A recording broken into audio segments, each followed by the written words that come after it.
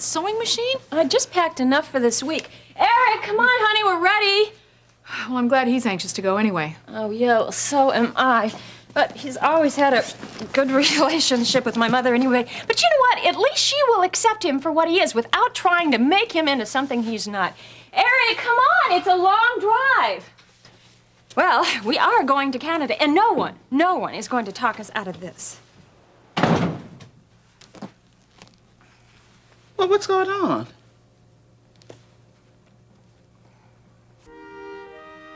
We're right on time, as usual. Well, it's important for a politician to be on time. I see. Kate, I know this is difficult, so I want to thank you for seeing me. Well, I really don't know why I am. Kate, I don't like feeling off balance any more than you do. That's why I'm here. I want to get things straight between us again.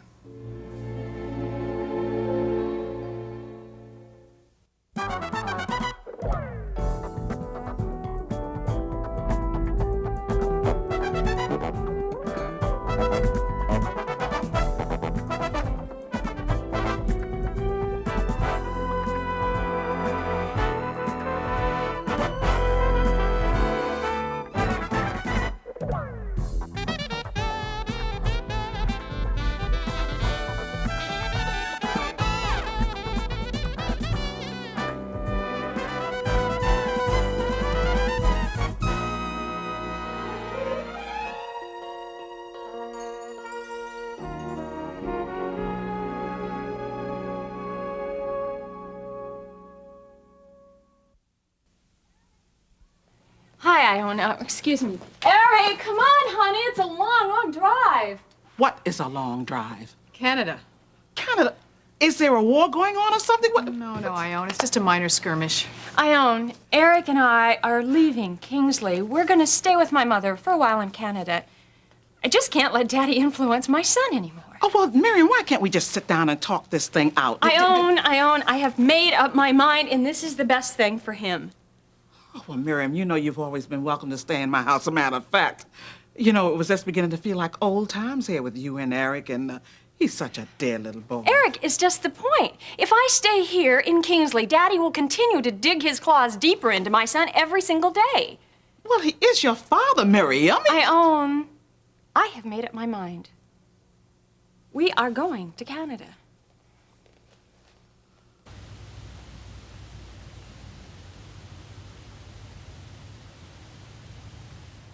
Kate, you know how I feel. Yes, I do, Lee. And you know that Dave and I are working things out between us. Are you? Did I say something wrong? Lee, I Or hope... has he lost some ground in this contest? I don't understand why everyone is looking on this as a contest with me as the prize. But you are a prize, Kate. A prize I want to cherish all my life. Please, don't make this decision any more difficult for me than it is.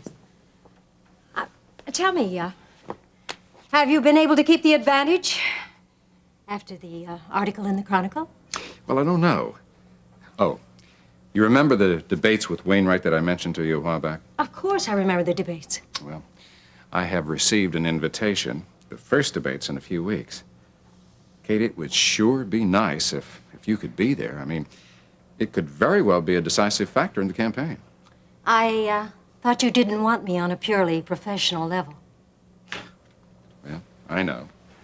I said a lot of things the last time I was over here, mostly out of hurt feelings and pride. But, Kate, I need your help. I need the kind of insight that you gave me for the Kingsley College speech. Does this mean you'd want me on stage at the debates? Well, you know it would help if the voters could see that you were with me. I've given you my word that I won't retract my engagement announcement until after the election. But to do anything more, Lee, it just wouldn't be honest. Well, you know, it would be less than honest if I didn't admit that being engaged to Kate Phillips is the most important thing in my life. I don't mean for just a campaign. I mean for all the things that we could share together. That's what Sebastian said. Oh?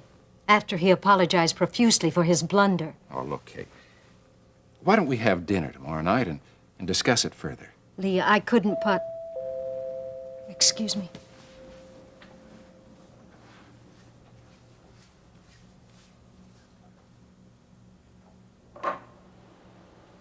Dave, Bet you've got a million questions about this afternoon.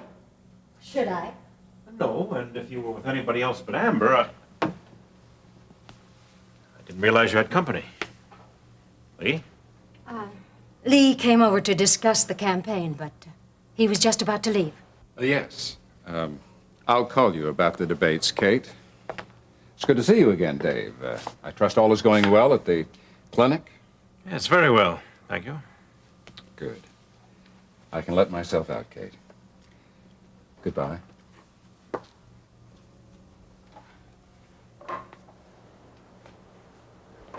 Debates. We'll talk about that later. Now, tell me, just what did you think Amber was going to say when she saw you and Terry Davidson having lunch together? Let me see. How about we were having a torrid affair for months? Wrong. Well, then how about we're about to have a torrid affair? A little warmer. I know it had to be something like that. Listen, I really wanted to explain what Terry and I were doing together.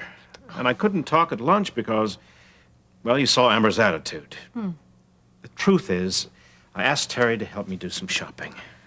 Something special for you, Kate.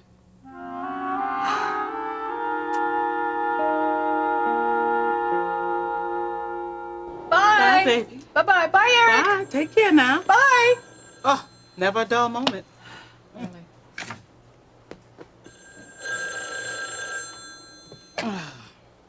Hello? Mrs. Redland? Mrs. Lucas here.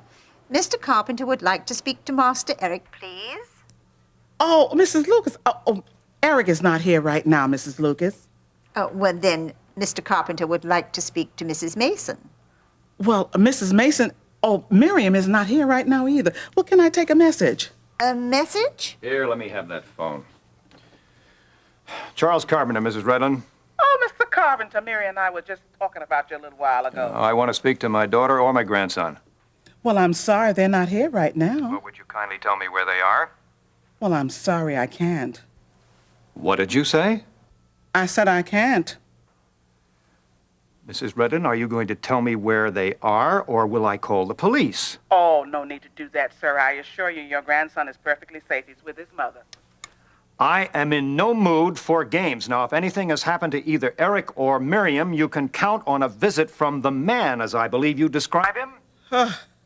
Mr. Carpenter, the only man I'm interested in is the one I pray to every night for your soul. Well, you're wasting your time, I can assure you. I'm beginning to think you're right, Mr. Carpenter. The only thing I can tell you is that your daughter took your grandson and left in her car, and I don't know where or when they'll be back. Now, I'm warning you, Mrs. Redland. There are laws to protect innocent people. And let me Get a tell load you of this something guy, else, will you? too. There are a great many people in this Alan, town you don't who have to are listen to this very, kind of very garbage. upset about the demographic changes that have taken place, and they're just about ready to do something about it. Give me that phone. Mr. Carpenter, this is Barbara Farley. Who? Oh, marvelous. Let's get one thing straight, Mr. Big Shot. Your money may make you hot stuff in this town, but as far as the honest people are concerned, you're nothing but a crusty old windbag. And let me tell you something else. The average John, paying for a night's trick, has better manners than you do. Lord forgive So her. until you can learn a little common courtesy, don't call back. Just buzz off.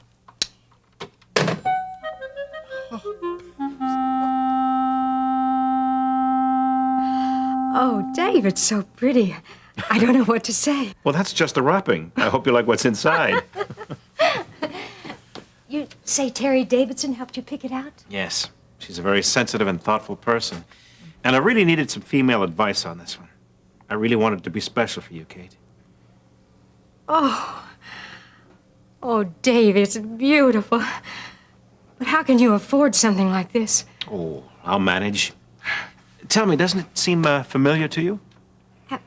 Am I imagining something, or is this like the Tree of Life necklace that you bought me? Oh, when was that? My junior year in med school. You were already working to put me through. It's the exact same design, only now a brooch. Hey, let's see how it looks on, okay? Okay. Get right over here. There we are. I love it. Well? That doesn't do you justice. Well, maybe it's because eons have passed since then. Oh, yes. Has been that long, hasn't it? You know, when Terry pointed it out to me, I stood there for almost 10 minutes just staring at it through the glass. It brought back a lot, Kate. Yes, I'm sure. I'm ashamed to say that I gave away the first necklace. I'd be surprised if you hadn't.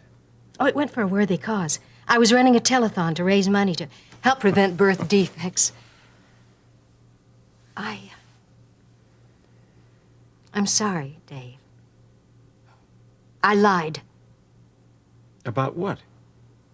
Well, I was listening to Amber before, when she was talking to me when you and Terry came into the restaurant. Oh, Kate. I love you so very much. For years, I fought so hard to make up for what happened to us. I felt it was my fault. Oh, no, Kate, never. I felt so angry at myself, so guilty for letting things get so far from this.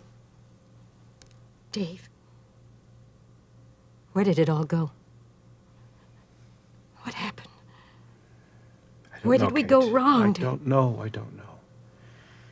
But I do know that with God's help, it'll never go wrong again.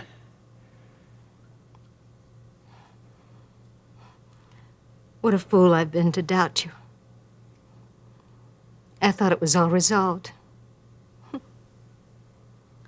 I thought I had laid you to rest, Dave Phillips. But you've always been alive in my heart all these years.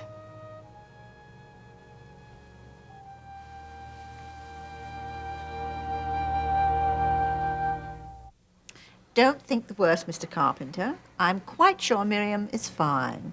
Eric and she have probably gone out to dinner. I don't think so, Mrs. Lucas. Oh, would you answer that, please?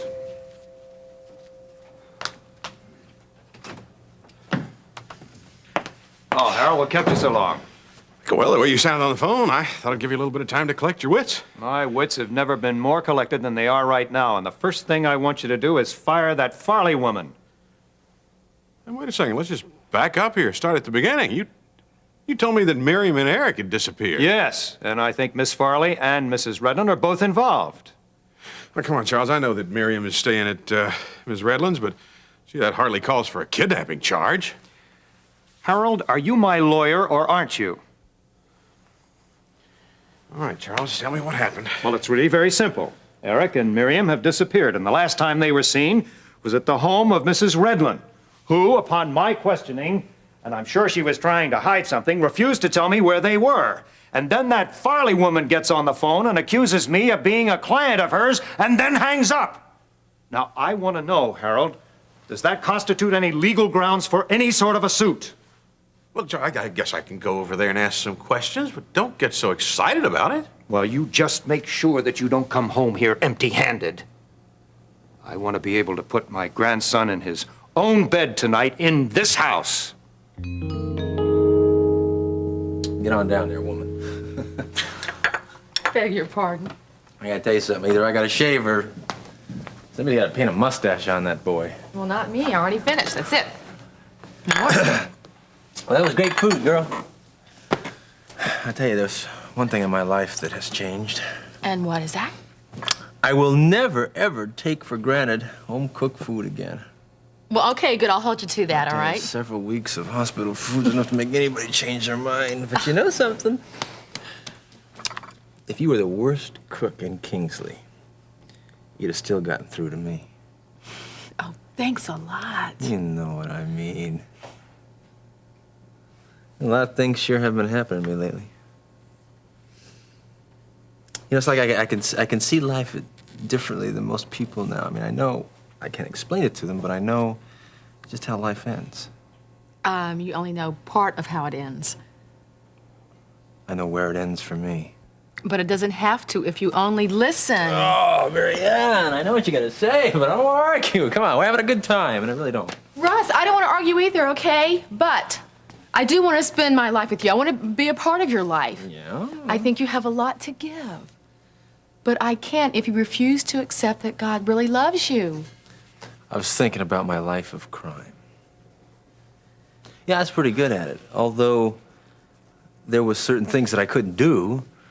Not that I had a choice. I just couldn't do them. Wonder why.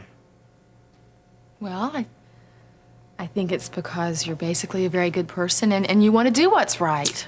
Maybe. Maybe if I did that, did some good things for people. Like I was thinking about going to work at the clinic, some voluntary stuff. I think that would be wonderful. Yeah. Yeah, maybe if I do some good stuff like that, the big guy in the sky there might change his mind. Russ, I have told you before, you cannot earn God's grace. He died for you because he loves you. And all you have to do is just believe it. That's the problem. I can't believe it. I can't accept all this love talk that you talk about so easily. Ben tried to tell me the same thing. But it just isn't true in my case. Hey, I know what I'm talking about. I know what's in store for me. But you have to remember that Charles Carpenter is all twisted up inside. And while he seems to have everything, you have to look at what he's lost.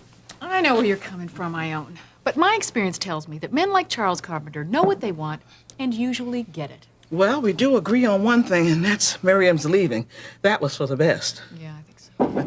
Well, now, who is that? The telephone. Now, the door. Who could it be? Oh, Mr. Webster, come on in. Oh, hey, Miss Redland. Look, I'm sorry. This is not a social call.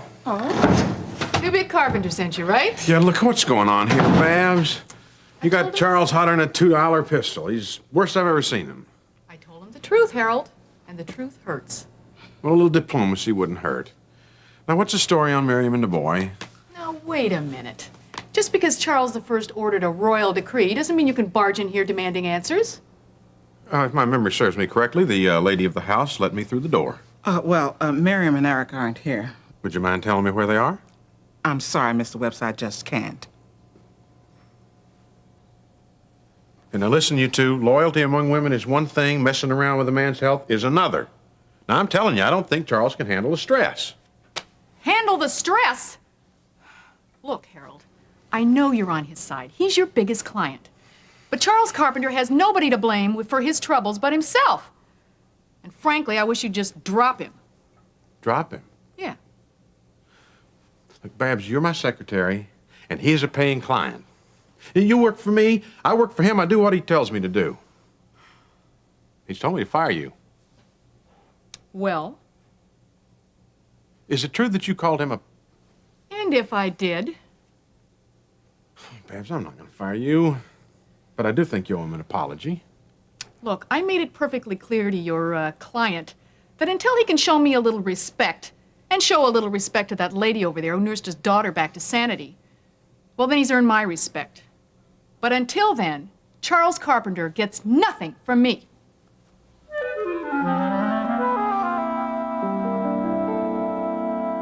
I knew it was only a matter of time before the old man finally slipped up. Yeah, Dave, right? You want a drink? Yeah. No. Are you listening to me? Yeah. I mean, I find it very hard to believe that the man would actually show up in broad daylight with another woman. Even I didn't think he was that stupid. Yeah, Terry Davidson, right? Gil, have you even listened to a word I've said? Yeah. Your father is a deceitful old drunk who's trying to put himself off as a humanitarian so that he can win back your famous mother, who you are trying to protect by marrying her off to the next president of the United States, right? I've heard it all before, Amber. Gil, you realize how important this is to me. We're talking about my mother's future. For Pete's sake, Amber, can't we talk about our future? Don't you realize I'm trying to rebuild a multi-million-dollar business? My personal life is a bit tenuous at the moment. How about listening to me for once? Oh, is that what's happening here? We're playing a little game. I listen to you and you listen to me, right? Amber, do you realize that lately all we've talked about is other people? nothing about us. You know how important my mother is to me. You know that I do not want to let her make any more mistakes in her life. Okay, Amber. Okay. You play your little detective games, okay? But understand, I can only take so much. Is that some kind of a threat? Take it as a warning. Look, if you don't like it around here, why don't you just leave? No, Amber. I don't think that would solve anything. Oh, you don't. Maybe you're wrong. Maybe it would solve everything.